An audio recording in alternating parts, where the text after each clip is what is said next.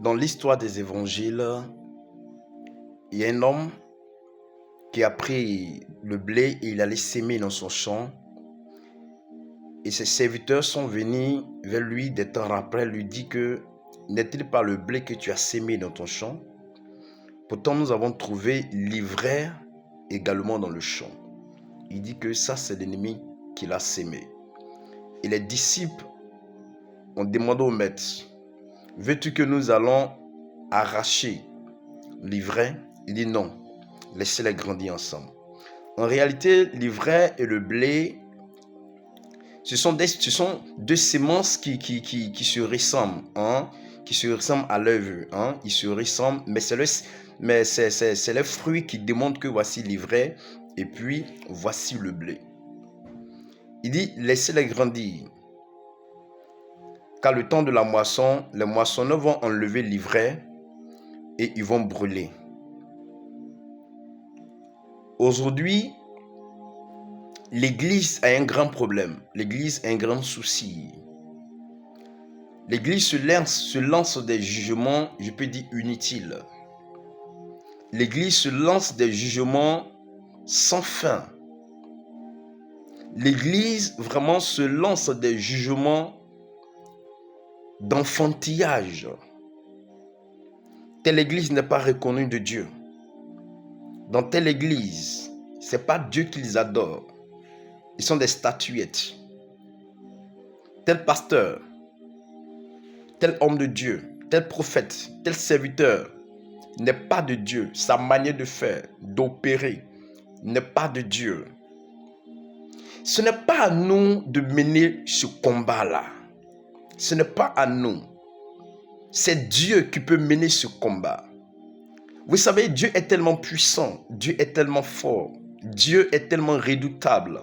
Oui, il se suffit lui-même qu'il n'a ni besoin de la contribution ni de la participation de qui que ce soit pour mener un combat solide dont il doit mener.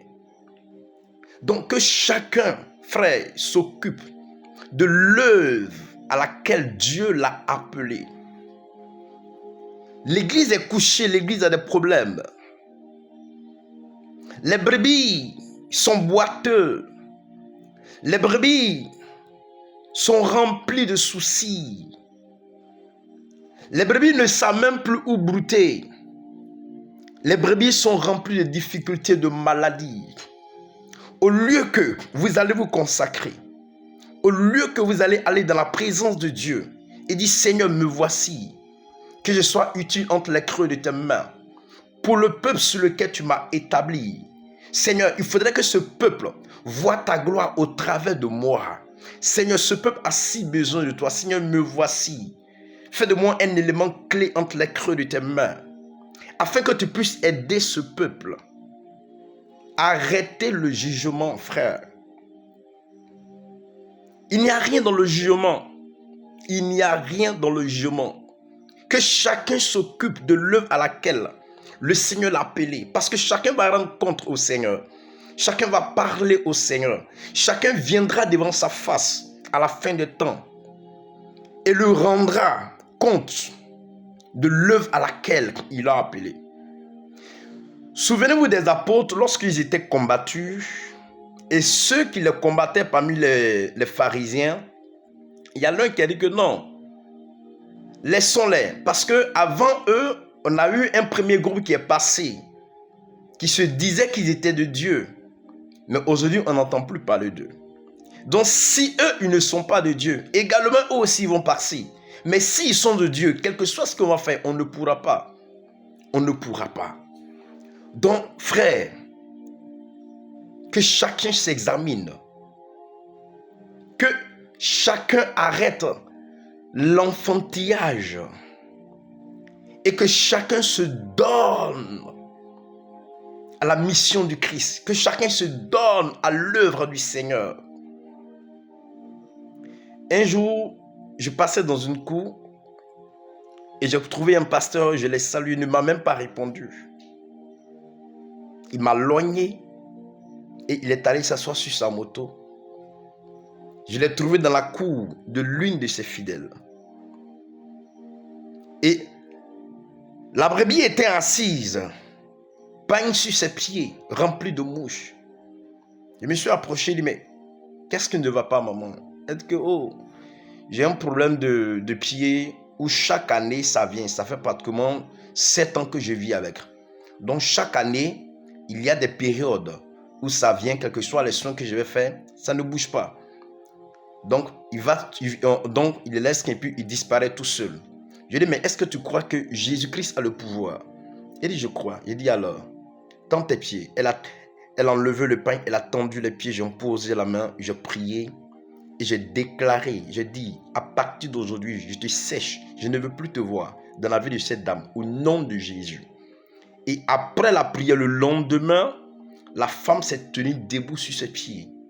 Et les pieds d'athlète ont séché complètement. Vous comprenez? On séché complètement. Donc cette histoire de Jésus là, c'est pas de l'amusement. Cette histoire de Jésus là, c'est pas de la blague. Arrêtons de nous blaguer. Consacrons-nous au Seigneur. Et arrêtons de porter des jugements. Consacrons-nous à Dieu. Et arrêtons de dire que lui là n'est pas de Dieu. Lui là est ceci, lui là est cela. Aucune personne ou bien aucun être humain ne peut avoir toute la terre entière dans sa main. Je vais dire quoi par là? Un seul homme de Dieu ne peut pas s'occuper du monde entier. Jamais. Si ça existait, Dieu n'allait pas appeler plusieurs. Donc s'il a plu à Dieu de t'appeler comme serviteur, alors il faudrait que tu aies une conscience pure à l'intérieur de toi. Il a plu aussi au Seigneur d'appeler Y et X aussi comme serviteur. Parce que toi, ce tu ne pourras pas. Même dans ton propre village, toi, ce tu ne pourras pas. Même dans ton propre pays, toi, ce tu ne pourras pas. C'est l'union qui fait la force. Donc, unissez-vous, main dans la main, et vous réussirez à cette œuvre. Vous réussirez à la mission à laquelle Dieu vous a appelé. Vous réussirez. Je le dis haut et fort, vous réussirez à cette œuvre. C'est très important. Donc que chacun arrête son enfantillage et que chacun se met à l'œuvre. Que chacun lui met sa main à la pâte. Que chacun se met à l'œuvre. Que Dieu nous bénisse abondamment.